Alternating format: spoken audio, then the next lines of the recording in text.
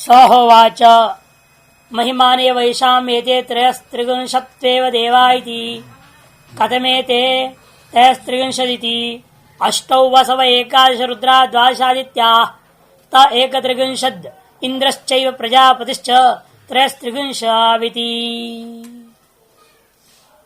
सहोवाच याज्ञवल्क्य ने जवाब दिया जब संख्यी पर प्रश्न अंत में डाल दिया गया था। कथमेते त्रयश्चत्रिच शता त्रयश्चत्रिच सहस्रेति ये अंत में प्रश्न डाल दिया था ना उस शाकली ने। संख्या परक वे 3306 कौन कौन देवता है बताओ, गिनाओ नाम सबका 3306 का। तो कहता है भाई गिनाना क्या है, ऐसा महिमान जो इतनी संख्या तो इनकी महिमाएं हैं, वस्तुतः 33 ही है। 33 देवताओं की जो महिमा है उसको हमने 3306 33 करोड़ वगैरह भी तक कह दिया जाता है। अनंत महिमा है कहने के लिए 33 करोड़ कह दिया कि हर एक देवता का अपना अपना विलक्षण सामर्थ्य है और उनकी शक्ति सामर्थ्य की महिमा जो अनंत होने के नाते कह दिया गया है। इसे कहते हैं एशाम एव एते महिमाना, उनकी ही ये सारी महिमा है जो 3306 कह दिया गया। एते 63 एव देवा, वास्तव में 33 ही देवता ये होगा ना, सब इतर व्यापन कर दिया। 33 ही वास्तव में देवता है, उससे आगे 34 नहीं है। कहते ठीक है भाई 33 ही बताओ। कहते में ते 33 वे 33 देवता कौन कौन है? कहते अष्ट वसु 11 रुद्र और 12 आदित्य, ये कुल मिलाकर के हो गया 31। 12 और 8 20 और 11 31 हुआ कि नहीं हुआ? एक 63 ये कुल मिलाकर के है एक 31 हो गए। और दो इंद्रश्चैव प्रजापतिश्च, इंद्र और प्रजापति ये दो कुल मिलाकर के 33 इति, इसी को हम लोग 33 हो जाते हैं समझो मिला के। सब बताएंगे अलग अलग है, ये कौन कौन है बताएंगे 33 में, अपने शरीर में क्या क्या है बाहर क्या है सब बता देंगे। आगे स्वयं बताएंगे 8 वसु कौन है उनका नाम गिनाएंगे, 11 रुद्र का नाम गिनाएंगे, 12 आदित्य का नाम गिनाएंगे। सहवाची इतरो मने आज बोले क्या महिमान विभूतयः एषाम 33 देवानाम, ये जो 33 देवता हैं उन्हीं की ये सारी विभूतियां हैं समझो, जो 3306 मैंने कह दिया था। एते 33 शता इत्यादि, जो पूर्व में कहा था क्या कहा था 300 जो 3000 जो बात कही गई थी 3000 अर्थात 3306 हुआ था। वो जो बात मैंने पूर्व में कहा था वो इन्हीं 33 देवताओं की महिमाएं हैं। इस बात को भी मानते वास्तव में है ही ऐसा, इसलिए भी ठीक है कह देता है। क्योंकि आपसे भी कितना निकलती है वृत्तियां है तो उतनी ही आपकी इंद्रियां, लेकिन वृत्तियां अनंत है, आपकी महिमा भी इसलिए अनंत है ना, क्योंकि आपकी वृत्तियां अनंत है इसलिए आपकी महिमा भी अनंत हो जाती है। कभी झूठ कभी सच, कभी झूठ कभी सच, महिमा में तो बड़ा हेरा फेरी होते रहता है और इसके आधार पर व्यक्ति का नाम दुनिया में होता है या नहीं। तब कहते सहवाचित्र महिमान विभूते शाम 33 देवाना मित्र इत्यादि कहा था। परमार्थ दस्तु 33 एव देवा थी, परमार्थ तो मैंने वास्तव में तो केवल 33 ही देवता है। कहते में 33 थे। तब उसने पूछा वे 33 देवता संख्या उनका वर्णन करो। अष्टो वसु एकादश रुद्रा द्वादशादित्या ता 31, ये कुल मिलाकर के ते मने ये कुल मिलाकर के 31 हो गए। इंद्र से प्रजापति 33 पूर्ण हो, इंद्र प्रजापति दोनों 63 संख्या का पूर्ण करने वाले हैं 33।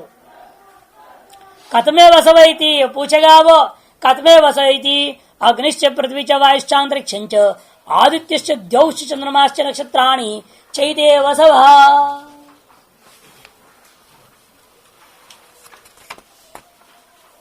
एतेषु इदं वसु सर्वं हितमिति तस्माद् वसव इति। कहते हैं कि देखो कथमे वसव, अष्टवसु कौन कौन है बताइए, नाम गिनाइए।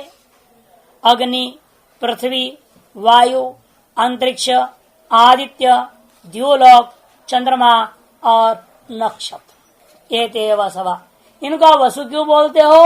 क्योंकि इदम सर्वम यद किंचित, जो कुछ भी जगत है, एतेषु एव, यह सब जगत इसी में निहित है।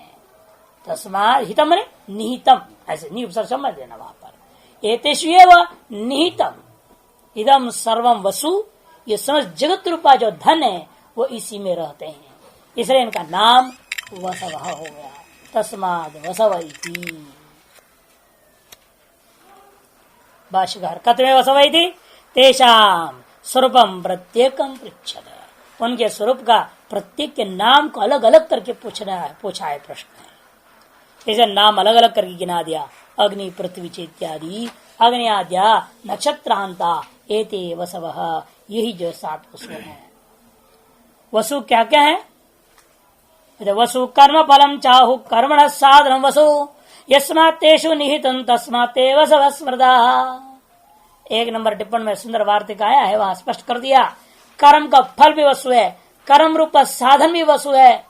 यस्मात् जिसलिए, और साध्य साधन रूपा, ये सब क्या है? जगत ही वसु हो गया। ऐसा जगत रूपी वसु जिसमें निहित है वो भी वसु ही है। तस्मात् एते वसव इत्यर्थः।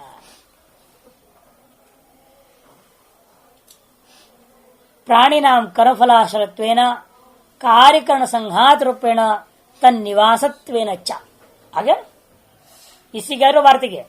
प्राणियों का कर्मफलाश्रयत्वेन कार्यकरण संघात रूपेण, माने साधन, फल हो गया, साधन हो गया, और तन्निवासत्वेन च, उसके अधिकरण रो अधिष्ठान रूपेण भी। यही बात जो एकत्रित तत्व है। विपरिण बंधो जगदिदम सर्वं वासयन्ति, इन 3 रूपेण विपरिणाम करते हुए यह समस्त जगत को ही वासयन्ति वसंति च, सबको वास कराते भी हैं, स्वयं इसी रूप में वास करते भी हैं। जिसलिए यस्माद् ते वासयन्ति तस्माद् वसव, जिसलिए इस प्रकार से सारा जगत का वास करते हैं, अतः इनका नाम वसु हो गया। कि यानी जो आपके 8 तत्व ऐसे हैं जिनके अधीन सारा जीवन चलता है, हर जीव का, हर प्राणी का। अग्नि है, पृथ्वी, वायु, अंतरिक्ष, ये स्पष्ट ही है। अग्नि के बिना रोटी आदि नहीं पकेंगे, पृथ्वी के बिना खड़ा कहाँ होएगा आदमी, वायु के बिना प्राण संचालन जिंदा कैसा रहेगा, अंतरिक्ष में घूमना फिरना आना जाना कैसा होएगा। आदि चारों का मार्ग तो अत्यंत स्पष्ट है। और किंचित परंपरा स्पष्ट हो जाता आदित्य के बारे में। वो आदित्य भी हमें प्रकाश के द्वारा, अपना तेज के द्वारा, अपना ओज के द्वारा, अनेक प्रकार से कीटाणु का नाश आदि के द्वारा हमारे पोषण करने के कारण उसका नाम पोषा पड़ा हुआ है। अतः आदित्य भी हमारा पोषक है, हमें वास करने का अवसर दे रहा। वास यदि द्यौश्च, और वो रहता कहाँ? वो आदित्य कहाँ रहेगा? द्यू में।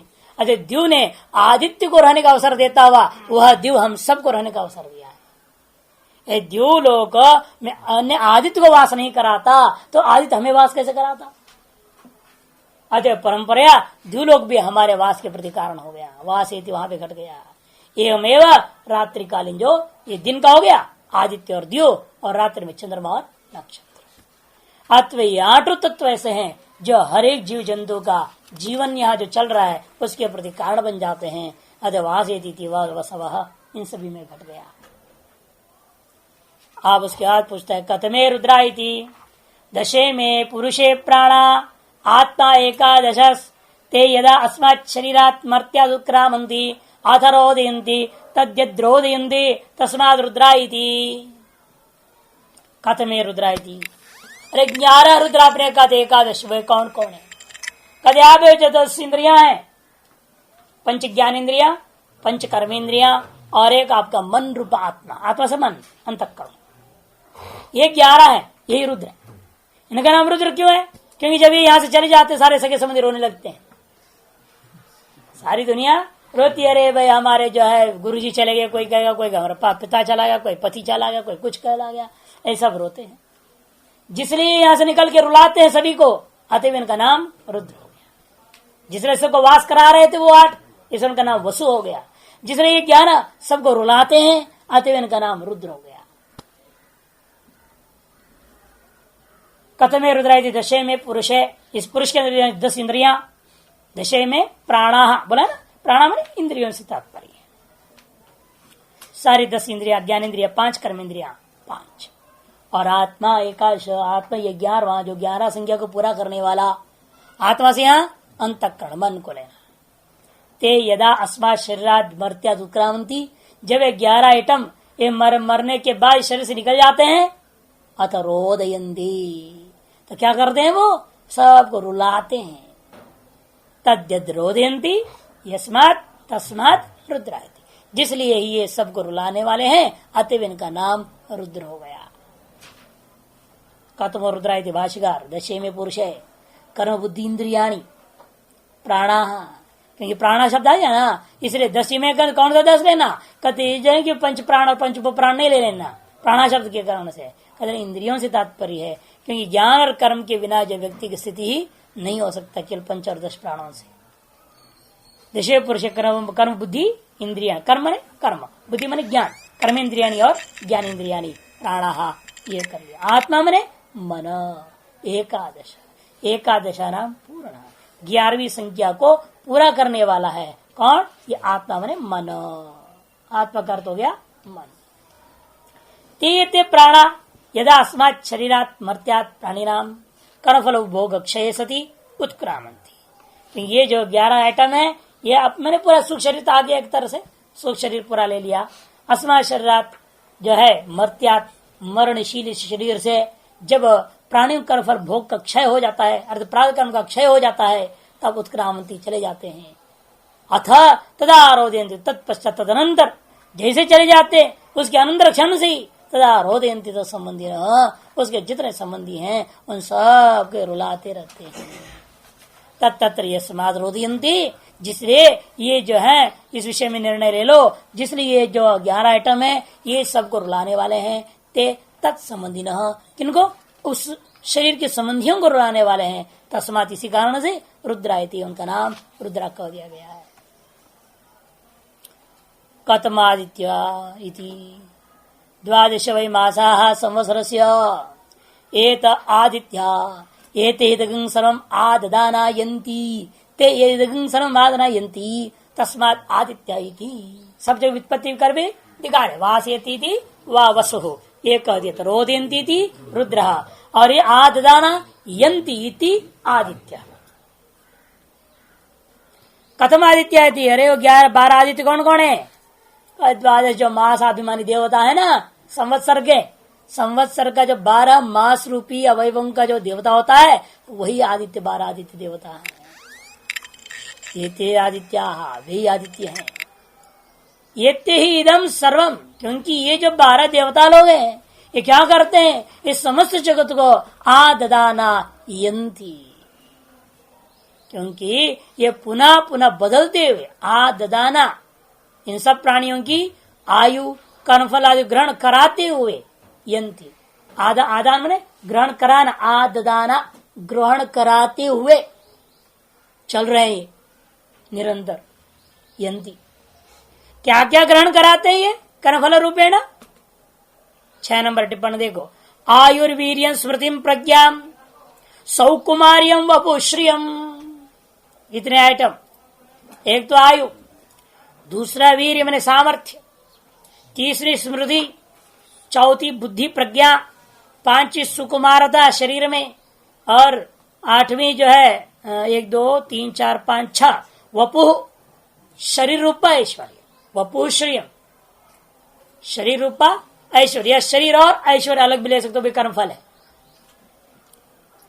तो इस प्रकार 7 वस्तुएं हैं, है ना, आयु, वीर्य, स्मृति, प्रज्ञा, सुकुमारी, वपु श्रियम, 7 है।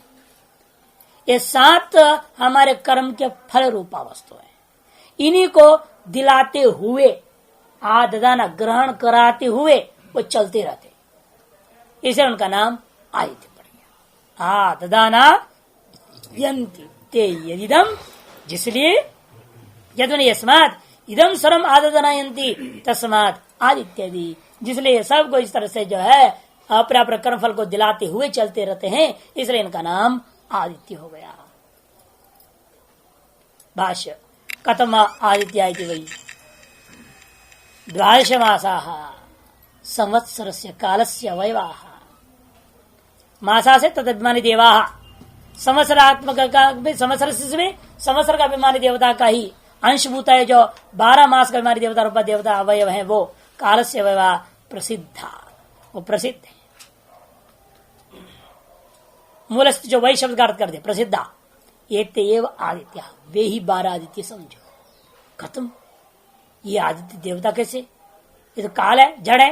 कहते नहीं, एते ही यस्मात् पुनः परिवर्तमान है प्राणी नाम आयुषी कर्म फलंच आददाना गृह्णन्त, क्योंकि इसलिए ये तेज 12 अभिमानी देवता लोग, मासम्मानी देवता लोग, ये लोग पुनः पुनः परिवर्तमान, क्योंकि 12 को 12 सदा रहेंगे क्या? नहीं, एक मास का अभिमानी देवता जब मास चल रहा तो उसका अभिमानी देवता का चलेगा अधिकार, बाकी टाइम चुप बैठा हुआ है, और दूसरा आया वो अपना काम चला रहा है।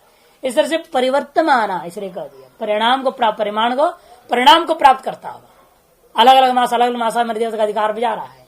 ये काल तो परिणामशील है, इसे परिवर्तमान संतो प्राणी नाम आयुषी कर्म फलंच, आयुषी और कर्मफलम से आयु भी आ गया है, इस संग उपसंग उपलक्षित करने के लिए जान के बल कर फलंच, और इसी का नीचे दिखाया 7 वस्तु, उन 7 को आददाना गृह्णन्त उपाददत यंती गच्छन्ति, सब ग्रहण कराते हुए पकड़ाते हुए, तुम्हारा कर्म तुम भोगो, जिसको जिस बुखार लानी है, जिसको जुकाम लाना है, किसको क्या लाना है, वो सबको दिलाते जाते हैं। वो ये काल चक्र का काम यही, सबका अपने कर्म फल भोग कराते हुए वो चलते रहते। यंति गच्छन्ति ते यस्मात्, यत मने यस्मात्, जिसलिए ऐसा है, एवं विदम सर्वम आददाना यंति, इस प्रकार का होता हुआ सभी जगत को ही जो है तत्त कर्म फल आदि को भोग प्राप्त कराते हुए चलते हैं। तस्माद आदित्य, इसलिए इनका नाम आदित्य हो गया। ठीक है, 31 आइटम का तो अर्थ पता लग गया। अष्टवसु कौन है, 11 रुद्र कौन है, 12 आदित्य कौन है, समझ में आ गया। रह गए 2, इंद्र और प्रजापति। कथम इंद्र कथम प्रजापति रीति स्तनयित्रुरेव इंद्रो यज्ञ प्रजापति रीति कथम स्तनयित्रुरिति आशरयति कथमो यज्ञ इति पशवैति। इंद्र कौन है यहाँ और प्रजापति कौन है? ये जो बिजली चमकता है, गड़गड़ाहट हो रहा है, स्तनयित्र में गड़गड़ाहट है, उससे अभी बिजली नहीं, नाशनी से बिजली लेना, उससे भी लक्षित गड़गड़ाहट जो है वही इंद्र है, क्योंकि इसका अभिमानी देवता कौन है? इंद्र होता है। स्तनयित्र रेव इंद्रो, और यज्ञ प्रजापति, प्रजा का पालन करने वाला, क्योंकि यज्ञ न हो प्रजा पालन नहीं हो सकता, यज्ञ न हो तो लोग का स्थिर ही नहीं होंगे। यज्ञ प्रास्त आहुति इत्यादि का है ना, आदित्य लोगों प्रतिष्ठते, इस तरह से सारा क्रम चलता है, तो उसके बिना तो प्रजा की स्थिति नहीं बनेगी। इसे प्रजाओं को पालन करने वाले प्रजापति यज्ञ ही है, समझो। उसको और स्पष्ट करते हैं, इस तरह तो क्या है, कथम सहित स्तनयित्र कहते अशनि रे वही थी, जो बिजली गिरता है, चमक है, वही है, वज्र है, वही इंद्र है, समझो। अर्थात क्या है? वह बल, वह वीर, वह सामर्थ्य जो सभी के अंदर विद्यमान है, वो क्या है? वही इंद्र है। और यज्ञ क्या है? कथम यज्ञ थी, तो उसका साधन मिलेगा पशवई थी। ये जो पशु है, जो साधन है, वही है, समझो। कथम इंद्र कथ प्रजापति स्तनयित्र रेव इंद्र, स्तनयित्र में मेघनाथाभिमानी देवता एव इंद्र इत्यर्थ। मेघनाथ के अभिमानी देवता जो है ना, नाद का, मेघ का नहीं, मेघ के नाद के अभिमानी देवता जो होता है वो इंद्र होता है। यज्ञ प्रजापति, यज्ञ प्रजापति है। कथम स्तनयित्री आशनिरिति, आशनिर वज्रम वीर्यम बलम। आश्रय शब्द से क्या लेना? कहते वीर लेना, वीर से बल यत प्राणी न प्रमापयति, जो प्राणियों को प्रमापयति। अभिमान उत्पाद्य युद्धादो प्रवर्त्य हीनस्ति इति प्रमापयति। अभिमान को उत्पन्न करके युद्ध आदि में दौड़ा देता है और वह हिंसा को प्राप्त करते है, खुद मरता है या दूसरे को मरा देता है। यही काम होता है। जिंदगी भर लगा रखा है भोग आदियों में। युद्ध का तात्पर्य नहीं कि युद्ध भूमि में ही जाना जरूरी है सबको मरने के लिए। घर पे बैठे तो मर जाते हैं। इसे युद्ध से तात्पर्य है युद्धादौ सकल क्रियाकलाप में समझना। क्रियाकलाप में प्रवृत्त करा करके क्या हो रहा है, ये हमारा जो बल है, हमारा जो सामर्थ्य है, हमें विभिन्न प्रकार के बाह्य प्रवृत्तियों में दौड़ा करके मौत की ओर ले जाते हैं। हमारी प्रत्येक प्रवृत्ति, ये जरूरी है हाथ पैर चलना, कोई काम धंधा करना, आपका श्वास लेना भी एक प्रवृत्ति है। जीवन योनि वेदात प्रवृत्ति में गिनाया ना इसने त्रिविध प्रवृत्ति। प्रयत्न में 3 कहा है, प्रवृत्ति निवृत्ति जीवन योनि वेदात। वह भी आपके जीवन के जो कारणीभूत है, जो श्वास संचलन है, यह भी मौत का कारण हो जाता है। दिन प्रतिदिन वह हमारे परमायु को गिना रहा है, हमारी परम आयु है उसकी ओर जा रहा है। इसलिए वो क्यों जा रहा है, हमारे अपने बल सामर्थ्य के अनुसार चल रहा है। इसलिए इस लक्षित क्या हुआ, कहते बलम, बल लक्षित अश्विनी वज्र के द्वारा, जो कि प्राणियों के भीतर प्रमापयति, वही इंद्र है। स इंद्र, इंद्रस्य ही तत्कर्म, कि इंद्र का यह प्रमापण रूपा जो कर्म है वो इंद्र का कर्म है। यज्ञस्य ही साधनानि पशवा, अत यज्ञो पशु। यज्ञ के साधन क्या है, पशु है। यज्ञ से अरूपत्वाद, यज्ञ का वास्तव कोई रूप ही नहीं है, द्रव्य और देवता के अलावा। इसलिए यज्ञ से किम रूपम पूछा, यज्ञ से 2 रूपे, द्रव्यम देवता च इति है ना अर्थसंग्रह मीमांसा में। और द्रव्य क्या है, पशु है। इसलिए पशु से अतिरिक्त यज्ञ का कोई रूप ही नहीं है। पशु से लक्ष्य सब द्रव्य, पुरोडाश, दही, दूध वगैरह, घी वगैरह जो भी आप डालते हो, सारा हलवा पूरी सब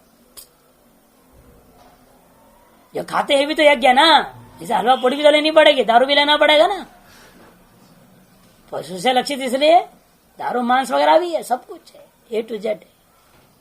जो कुछ भी आद्य है, आद्य आदनीय है, वो सारा का सारा वहां पशु से लक्षित हो रहा है। यज्ञ से रूपत्वात् पशु साधन आश्रित, पर पशु रूपी साधन में ही आश्रित यज्ञ होता है। इसलिए पशवो यज्ञ इत्युच्यते है, पशु को ही कह दिया यज्ञ कर। इस प्रकार से 33 देवता कौन है उसका वर्णन हो गया। उस 33 का संकोच किसमें किया था, 6 में। और 6 कौन है पूछता है, कतमे षड इति, 8 वसुओं में से 2 को निकाल देंगे, नक्षत्र और चंद्रमा अंतिम 2 को, और बाकी 6 गिना देंगे। अग्निश्च, पृथ्वी च, पृथ्वी लिखो जिनके पुस्तक में नहीं है। अग्निश्च पृथ्वी च, वायुश्च अंतरिक्षं च, आदित्यश्च द्यौश्चैते षडेते ही दग्न सर्वं षडिति। कतमे षडिति, वे 6 देवता कौन है जो 33 का संकोच हो गया।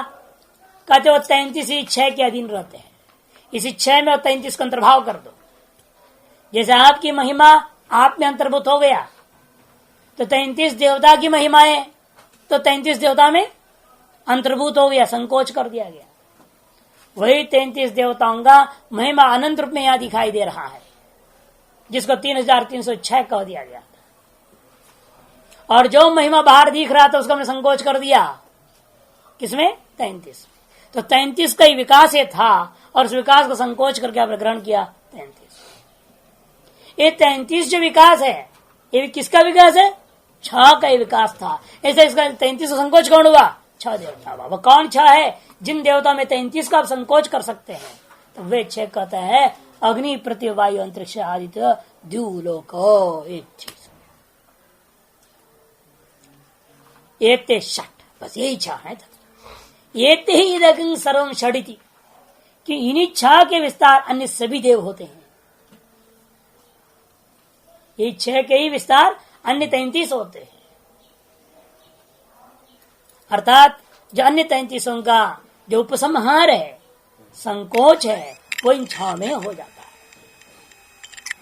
कैसे बताएं? कथमे षडिति ये तो एव अग्न्याद वसुत्वेन पठिता चंद्रमस नक्षत्राणि च वर्जित्वा षट् भवन्ति, षट् संख्या विशिष्टा भवन्ति। वो अग्नि आदि जो पूर्व में वसुत्व ने गिना गया था उनमें से चंद्रमा और नक्षत्र को छोड़ करके बाकी 6 को ले लीजिएगा, वही षट् भवन्ति, षट् संख्या वाले हो जाएंगे। ये ही यस्मात् त्रयत्रिंशदाति यद उक्तम विदम सर्वम, जो पूर्व में 33 रूप में समस्त जगत के रूप में संकोच करके बताया गया था, ये षट् भवन्ति, वही अच्छा हो जाते हैं। सर्वो ही वस्वादि विस्तारा एव षट्सो अंतर्भवन्ति। कहने का वस्वादि जो 6 का आपने 8 आदि को लेकर 33 बता दिया, 33 का 333 व 6 बता दिया, और सारा जो विस्तार है वही 6 में ही अंतर्भाव हो जाता है। कथमे ते त्रयो देवा इति इमा एव त्रयो लोका येषु हि मे सर्वे देवा इति कथमौ तौ द्वौ देवौ इति अन्नं चैव प्राणश्चेति कथमो अध्यर्थ इति योऽयं पवत इति। वह 3 देवता कौन है? अरे ये जो 3 लोक है ना, वही वो 3 देवता। इमे ये व त्रयो लोका, ये जो 3 लोक है और 3 लोगों का तत्व देवता है, वही 3 देवता है। समझो इससे अतिरिक्त कुछ नहीं रह गया। वो सारे अन्य जो बताया 3306 या 33 या 6, वो सारी चीज कहाँ है? ये 3 लोकों में ही है। 3 लोक से बाहर कुछ नहीं है। एक भी देवता 33 करोड़ों चाहे अनंत आप ले लीजिए, वो सब कहाँ है? सब 3 लोकों के संसार के भीतर ही है। इसे कहते हैं 3 में सबका संकोच कर सकता हूं, पृथ्वी, अंतरिक्ष और द्यूलोक, इसमें सब अंतर्भाव हो जाएंगे। येषु इमे सर्वे देवाः, क्योंकि इन्हीं 3 लोकों में ही ये समस्त देवता लोग विराजमान आते। 3 से बढ़कर कुछ नहीं, ये 3 में सब अंतर्भाव हो गया। फिर का कतमौ तौ दो, वो जो तो देवता कहा था अपने, वो 3 का संकोच कर 2 में ले गए थे। वे दो कौन है? अन्नम चैव प्राणश्च। इन 3 लोकों में सब जिसके रहे हैं अन्न और प्राण से। अन्न और प्राण छोड़ दें तो है क्या यहाँ संसार में? कुछ नहीं। अतएव अन्नाभिमानी देवता और प्राणाभिमानी देवता, यही 2 असली देवता है। इन 2 के कारण से ये 3 लोक है, वो 3 लोक के कारण से 33 देवता है, 6 है, 6 के कारण से 33 का विस्तार 33, 33 का विस्तार 3306, उसका विस्तार अनंत संसार तक ले जाओ। अतएव 2 ही हैं असली देवता, एक तो अन्न है और दूसरा प्राण है। इन्हीं में पूर्वोक्त सभी देवताओं का अंतर्भाव हो जाता है। फिर का ठीक है, वो 1.5 कौन है? फिर ये 2 भी जिसमें अंतर हो जाए वो है, जिसमें अन्न और प्राण विलीन हो जाता है। किसमें? वो महावायु में। योऽयं पवति, जो बाहर चल रहा है। ये ना हो तो अन्न प्राण भी क्या करेगा शरीर के अंदर? वायु महावायु है, अतः शरांतर वायु टिका। यदि महावायु ना हो, शरांतर वायु नहीं। फिर 1.5 कैसा? लेकिन ये 1.5 क्यों? 1 है। वायु को 1 रूप में नहीं तो देख रहे हैं, इसको 1.5 कैसे कर दिया? अधि अर्धनोत इति अध्यर्थ। अधि और रिध धातु है यहाँ 1.5 अर्थ में नहीं है संज्ञा। अधि रिध अधिकृत्य सर्वान रिद्धिम प्राप्नोति थी अध्यर्थ। आगे बताएंगे, पूछेगा अगला मंत्र में आएगा, स्वयं मूल में आ रहा है व्युत्पत्ति। कथमे त्रयो देवा इति, ये 3 देवता कौन है जिसमें सबको लीन करोगे? इमा एव त्रयो लोका इति, यही जो 3 लोक है, पृथ्वी, अंतरिक्ष, द्यौरिधि। लेकिन कुछ लोग के चित्त कुछ और वर्णन करते 3 से। इन लोकों को, लोकाभिमानी देवता को नहीं लेते। लोकों से लक्षित उपलक्षित लोकाभिमानी देवता को नहीं ले रहे हैं, वो और ही लेते। क्या लेते हैं वो? पृथ्वी च अग्नि च एकीकृत्य, वो जो 6 थी ना, वो 6 में से 2 एक कर देंगे। अग्नि और पृथ्वी को 1, वायु और अंतरिक्ष को 1, आयत और द्वीप को 1 कर दिया। मान के 1 2 एक करके 3 कर दिया उन्होंने। एक चित्त मत है। लेकिन पृथ्वी अग्नि च एकीकृत्य एको, अंत एको देवो, अंतरिक्षण वायु च एकीकृत्य द्वितीयो देवो, दिवम आदित्य एकीकृत्य तृतीय, तएव त्रयो देवाः इति। केशांचित पक्ष आगे आ रहा है, अगला पंक्ति इति येषु ही यस्मात् त्रिषु देवेषु ही मने यस्मात् जिसलिए येषु त्रिषु देवेषु सर्वे देवांतरवन्ति, इन तीन देवों में सभी देवता अंतर्भूत हो जाते हैं। तेन यत एव देवाः त्रयेति एष निरुक्तानां केशांचित पक्ष, जिसलिए इन तीन देवताओं में ही सभी अंतर्भाव हो जाते हैं। इसलिए कुछ निरुक्तकारों का, निरुक्ताना निरुक्त के ऊपर व्याख्या करने वाले उनको निरुक्त कहते हैं। निरुक्तकार का नहीं, निरुक्त पर जो व्याख्या करने वाले कुछ लोगों का यह पक्ष है, लेकिन वो उचित नहीं है। क्यों? दो मिलकर एक देवता है, दो देवता पर मिलकर के दो देवताओं के ऊपर एक देवता है क्या? दोनों मिलकर एक देवता बन जाएंगे क्या? ऐसा असंभव है। इसलिए कहते ये व्याख्या उचित नहीं है। क्योंकि सीधा ले लो, तीन लोग है, पृथ्वी अंतरिक्ष और देवलोक, इनका भी मानी देवता, इसमें सारा जगत का होने से सारे देवता भी इसी में आ जाते हैं।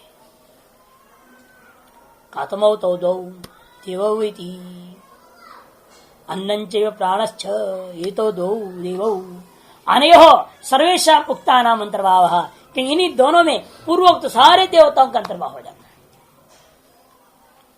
अनयोरेव कथम अध्यर्थयति योऽयं भवदे वायुः, जो यह वायु बाहर आप देख रहे हैं, वाति पवते मैंने वाति गच्छति वायु, बाह्यो वायु के प्राण पहले ले लिया, वो अंतः वायु को ले लिया है। वो अंतः वायु और अन्य भी किस पर जी रहे? बाह्य वायु के आधार पर, इसलिए बाह्यो वायु। तब तुरंत तो कहने का महाराज ये एक है, डेढ़ कहां से आ गई? तदाहुर्यदयम् एकैव पवते अथ कथम अध्यर्दयति, जान के वह भी जोड़ दिया, क्योंकि काट नहीं सकते ना जो याज्ञवल्क्य बोल रहा है। अब तक सही बोला है, इस विषय में जरूर सही बोला होगा। इसे कहते हैं, दुनिया में लोग कहते हैं ये कई वायु, वो आप डेढ़ बोल रहे हैं, तो इसे थोड़ा हमें समझा देना क्या बात है। सीधा नहीं करते, नहीं एक होता है, जैसे पहले डटता था अब नहीं डट रहा है, वो युवा जोड़ के बोल रहा है, जानकर घबराए भाई, अंदर से थोड़ा डर भी है उसको, क्योंकि गार्गी को भी उसने ठंडा कर दिया तो फिर सब डरेंगे ही। और गार्गी ने उद्घोषणा पहले से कर रखा है, ये चाहे कोई पूछो मत, इससे कोई बात ऐसा नमस्कार करके पिंड छुड़ाओ इसका, ये खतरा है। फिर भी उठ के खड़ा हो गया, देव भाव से भी, देवतादि के माध्यम से भी भेद को लेकर के भी हम उस ब्रह्म को जानने के प्रयास करेंगे। उस तरीके से भी हो सकती है, क्यों उस तरीके से उसके पास ज्ञान थी। लेकिन बेचारे को अंत में जो घटन एक भी किस में अधिष्ठित है, वो ये नहीं समझ रहे एक ही सर्वाधिष्ठान है, एक किसी अन्य में अधिष्ठित नहीं, ये उसको अकल में नहीं। वो सबको अंतर्भाव करते हैं या एक में आ गया, एक भी कोई आधे में होगा क्या पता, क्योंकि दो डेढ़ एक आएगा ना, वो डेढ़ आने से दिमाग में घुसता है। डेढ़ और एक मतलब जरूर एक भी आधा में, और आधा कहीं शून्य में, तो शून्यवाद में घुस जाएगा। वो आधे से और कम क्या आ जाएगा? शून्य में जाएगा। संभावना को लेकर के वो पूछता है, क्योंकि अपने ज्ञान में उसका दृढ़ निश्चय नहीं, क्योंकि अनुभूति का अभाव है। तत्राहो यदयम् एक इव एव पवते अथ कथम अध्यर्दयति यदस्मिन्निदगं सर्वम् अद्धि आर्धनो तेन अध्यर्दयति कथम एको देव इति प्राण इति स ब्रह्म त्यदित्याचक्षते। देव पाठ नहीं है, देव जोड़ रहे हैं, एको देव इति कथम एको देव इति, कि को हो गया ना, एको नहीं से होता, द न होने पर हसी चौथ होगा, गुण होगा, एको बनेगा। इति का योग में तो एक इति होना चाहिए, एको नहीं हो सकता फिर, है नहीं। तद आहु, वो कहता है भाई महाराज हम नहीं बोलते हैं, ये डर के मारे ना, लोग कहते हैं, हमने सुना है लोगों का कहना। क्या कहते हैं? ये जो वायु है ना, इसको एक इव एव पवते यत पवते अयम तद एक इव एव, इव भी बोल रहा है, इव भी बोल रहा है, एव आहु, ऐसा ही कर लोग कहते हैं। लेकिन मुझे लगता है ऐसा, मुझे भी लगता है शायद एक ही है ये वायु। इव भी जान के बोला, और एव को कहां जोड़ेंगे? आहु के साथ, और स्व के लिए इव। लोग कहते एक ही होता है वायु जो वायु बहता है, मुझे भी ऐसा ही लगता है। एक ही है वो। इसलिए आपने किस प्रकार अध्यर्थ डेढ़ कह दिया उसको, खत्म अध्यर्थ ही थी। कहते भाई हम तो डेढ़ संख्या से यानी कि एक और आधा काट के, ऐसा अर्थ नहीं है यहाँ पर। यहाँ हमारा कहने का अध्यर्थ का भले ही संख्या की सादृश्यता है कि दो एक के बीच में डेढ़ बोल दिया, दो डेढ़ एक संख्या के जैसे लग रहा है, लेकिन यहाँ कहने का तात्पर्य नहीं है। अधि आर्द्नोत इदम सर्वम, क्योंकि सारे जगत को वह स्वामी अधिष्ठित करके वृद्धि को प्रदान करता है, इसलिए उसका नाम अध्यर्थ हो गया। अधि आर्द्नोत वृद्धिम प्राप्नोत इत्यर्थः, वृद्धिम प्रापत, अधिकम, अधि मने अधिकम व वृद्धिम प्रापत इति आर्द्नोत, वृद्ध हो जाता है ना, इसीलिए अधिकम यस्मात् इदम सर्वम चराचरात्मकम जगत। 6 नंबर टिप्पणी देखिए, यस्मात् अस्मिन् वायौ सति, इस वायु का होने पर ही इदम सर्वम चराचरात्मकम जगत, ये जो समस्त चराचरात्मक जगत है वो अधि मने अधिकाम, आर्द्नोत मने वृद्धिम प्रापत, तेन हेतुना, इसी कारण से इस वायु का नाम क्या रख दिया हमने, अध्यर्ध कर दिया, अधिरिद्ध इति अध्यर्ध कर दिया। इति कहते ठीक है महाराज, यदि ऐसा व्युत्पत्ति को लेकर आप कह रहे हैं तो बहुत अच्छी बात है, लेकिन बाद में वो डेढ़ भी एक में आपने कह दिया था, संकोच, वो एक कौन है, कतमो एक दे वही थी, कहते प्राण, तो प्राण को तो वायु में लीन कर दिया था, फिर प्राण आया, वायु भी प्राण में उल्टा लीन कैसे हो जाएगा है? आप पहले अन्नम प्राणम च कहा दो, वो दो को डेढ़ में कहकर प्राण वायु में लाए, महावायु में, और महावायु को फिर कहते प्राण में, ये कैसा होगा? तब कहते भैया प्राण शब्द से तुम अंत प्राण को नहीं लेना, स ब्रह्म, तो ब्रह्म है, इसी को क्या कहते हैं लोग, त्यक्ति परोक्ष शब्द से, नाम नहीं बोलते ना, ब्रह्म नाम बोलना पाप है, सीधे नहीं बोलना चाहिए, इसलिए त्यक्ति आचरण, उस तत्व को परोक्ष नाम से कह देता, त्यक्त नाम से कहते उसको मैं प्राण शब्द से कह रहा हूं। तत्राहो तस्मिन् विषय, या अध्यर्थ के विषय में ऐसा लोग कहा करते हैं, चोदयंती, शंका का कथन करते हैं, यदयम वायु एक इव एव, एक एव पवत, एक ही होकर वायु पर जो है बहते रहता है, और आप कह रहे हो डेढ़, अतः कथम अध्यर्थ, सारी दुनिया तो ऐसे बोलती है और आप इसको डेढ़ कह रहे हैं, इसलिए हमारे मन में भी लगता तो है लोगों का कहना सही है, आपके कहने में थोड़ा संशय हो रहा है, गलत है बोलने की हिम्मत नहीं ना।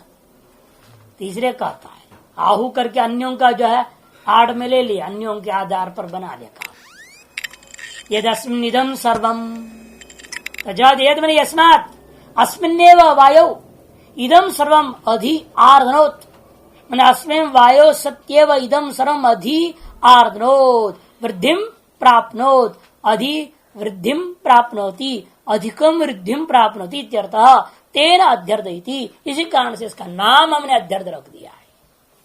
कहते ये तादृश व्युत्पत्ति से आपके कारण से आप ऐसा नाम रख रहे हो तो बहुत अच्छी बात है। यहां 7 नंबर टिप्पण को ठीक करना, 7 में क्या लिखा है?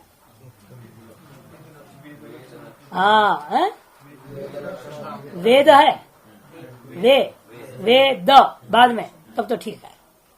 जिनके देव पाठ है तो गलत है, क्योंकि टीका में देव है, आनंदगिरी में देव लक्षण कृतांकेशांचित देश पक्ष, देव लक्षण कृतांक है ना, उसी को शोधन किया वेद, देव नहीं वेद होनी चाहिए, और जिसके यहाँ टिप्पण में से वेद है तो अच्छा है, नहीं है तो उसको ठीक करो।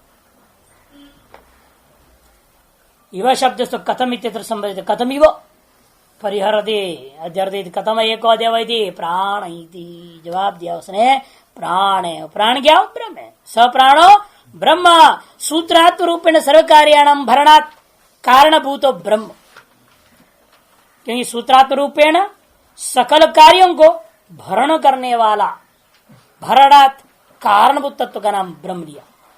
भण्यति भण्यते तम प्राणम ब्रह्म त्यदिति परोक्षाभिधायक न शब्द आचक्षते। 1 नंबर टिप्पणी में बोल रहा हूं, उसी प्राण रूपा ब्रह्म को ही त्यत परोक्ष अभिधायक परोक्षवाचक शब्द के द्वारा लोग कहते हैं। कौन? प्राणविद। साक्षात निर्देश तुम अशक्य, कि साक्षात उसका निर्देश करना असंभव है, इसे त्यत शब्द के द्वारा उसका निर्देश करते हैं।